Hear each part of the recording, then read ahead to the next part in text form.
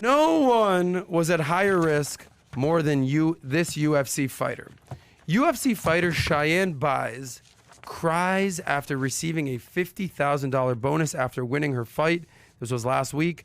She says she was negative in her bank account and completely broke prior to this $50,000 bonus. This is a story from Bro Bible. What's up, bro? Cheyenne Buys says her life changed after her last fight. During her fight at UFC Vegas 33, Buys finished off her opponent Gloria De Paula in the co-main event.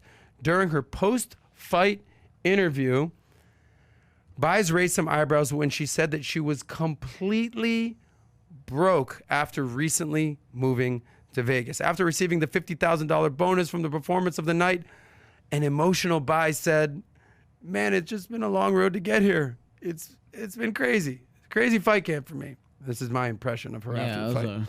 I left my home in Dallas, and I just packed up. I left my home with everything in it, and I'm broke as hell. I mean, I'm so broke, I just got a loan so I can pay for the house here. And this is the quote. "I was so broke my whole life because of this sport, UFC, but it's so worth it to me because I love this sport." So this begs the question, do you pursue your passion or do you pay the bills? So to put it in a little perspective, what happens if she lost that fight? She'd be broke, homeless, dying to do another fight. When you know how they say, when you're broke, you're desperate. When you're desperate, you do stupid things. Yeah. So thank God she won. I mean, I would like to actually, you know what's funny? The person that lost this, the Paula. Yeah. Gloria De Paula, let's see what her bank account is looking like. This $50,000 changed her life. She's probably gonna, reinvest it into the sport that she loves. But it begs the question: pursue your passion or pay the bills. I remember I started when I was 24 years old. I started doing stand-up comedy. I was like, I've been thinking about doing stand-up comedy my whole life. I'm gonna get started. I started at a comedy club in Denver when I was living there for a year. Comedy Works in Denver. I was on the grind. I moved back to Miami. I was doing comedy at the Improv. I was doing it just all throughout Miami at the Hard Rock. And, they pay you nothing. They pay me $25, $100. Like if you're just, you're an opening act, what have you. I was doing nightlife at the time, but I was pursuing my passion, but I was broke as hell and I was living on friends' couches. It's not a fun existence.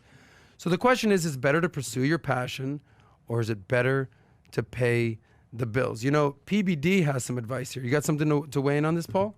I do, yeah. I think if you have the actual passion for it, I think it's worth it because the victory, there's nothing like that, right? But which victory? Like that girl, that emotion that she felt, not every person gets to experience that, right? But it's pure bliss. Like it's one of the best feelings. What happens if she would have lost that fight? She would have kept going. She's broke. No, she would have kept going. She's got no money. Yeah, of course she would have kept going. But my point is, but you have to have that passion. Like if you don't, like say you're just like, it's cool, but I don't love it. Yeah. Then I don't recommend doing that. Right. That's basically where I was at in the comedy thing. I love it. It's fun, but like I'm sick of being broke. And I got a job in finance. It's worked out well for me. Circle back. I actually, 10 years later, opened up my own comedy club in South Beach. Right. It's now.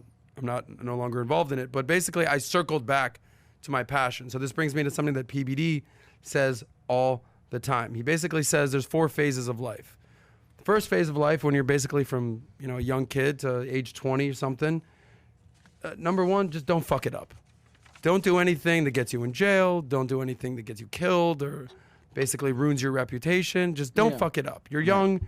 You can make mistakes, but don't do something you can't recover from.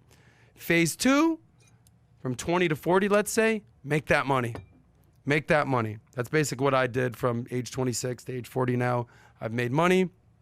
Third phase of your 40? life.